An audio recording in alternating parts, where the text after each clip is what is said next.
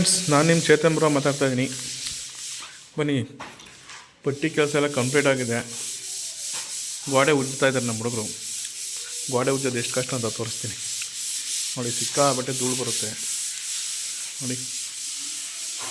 ಎಲ್ಲ ಪಟ್ಟಿ ಮಾಡಿ ಪೂರ್ತಿ ರೆಡಿಯಾಗಿದೆ. ಇವಾಗ ನೋಡಿ 220 ಪೇಪರ್ ತಗೊಂಡು ಉಜ್ಜುತ್ತಾ ಇದ್ದಾರೆ ನೋಡಿ. ಫ್ರೆಂಡ್ಸ್, ಧೂಳು ಎಷ್ಟೊಂದು ಬರುತ್ತೆ. ಈ ವಾಲೆಲ್ಲ ಉಜ್ಜಿತಾರೆ.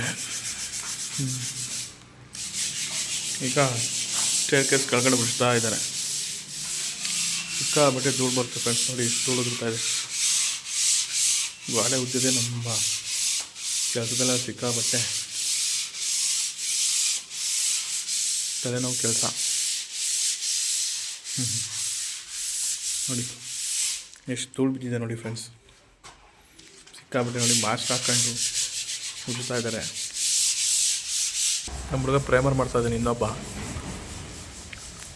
ಏಕೆಂದರೆ ಇವರು ಬ್ಯಾಕ್ ಸೈಡಲ್ಲಿ ಶೀಟ್ ಹಾಕಿದ್ದಾರೆ. ಹಾಗಾಗಿ ಆ್ಯಂಗಲ್ಗಳಿಗೆ ಪ್ರೈಮರ್ ಮಾಡಬೇಕು. ಪ್ರೈಮರ್ ಮಾಡಿದ್ರೆ ತುಂಬ ವರ್ಷ ಹಾಳಾಗಲ್ಲ ಅಂತ ಪ್ರೈಮರ್ ಮಾಡಿ ಅದ್ರ ಮೇಲೆ ಪೇಂಟ್ ಮಾಡ್ತಾರೆ ನೋಡಿ ಫ್ರೆಂಡ್ಸ್.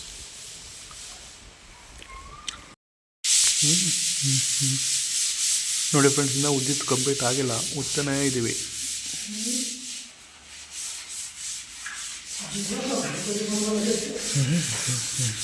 ಈ ಕಡೆ ಎಲ್ಲ ಕಂಪ್ಲೀಟ್ ಆಗಿದೆ, ಇನ್ನೂ ಆಗಿಲ್ಲ, ಉಜ್ತಾ ಇದ್ದಾರೆ ನೋಡಿ.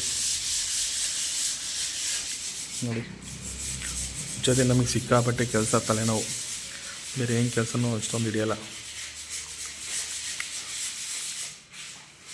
ನಮ್ಮ ಲೋಕಲ್ ಹುಡುಗರೆಲ್ಲ ಉಜ್ಜತ್ತು ಅಂತಂದರೆ ಹೆದರ್ಕೊಂಡು ಓಡ್ತಾರೆ. ಬಿಹಾರಿ ಸಾಹಿತ್ಯ ಉಜ್ತಾ ಇದ್ದಾರೆ ಫ್ರೆಂಡ್ಸ್ ನೋಡಿ.